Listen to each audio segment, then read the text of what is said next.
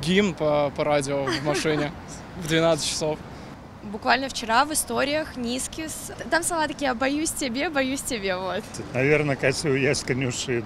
Слышал, возможно, день или 2 дня назад, но название песни не помню. Наверное, Макс какой-то там.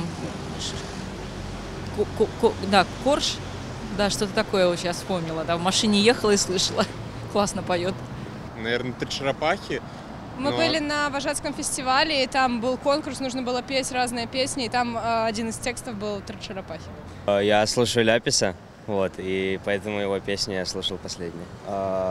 «Три черепахи». НРМ, простите, НРМ, «Три черепахи» я слышал. Я все время хожу. Новойтюшкевичу вот Никляева был посвящен. Мне очень понравился. Ну, а так, слушаю по Ютубу в основном. Там какие-то группы, я просто забываю уже возраст.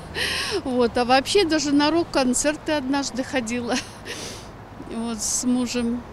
Мне очень нравится. Я считаю, незаслуженно они в загоне.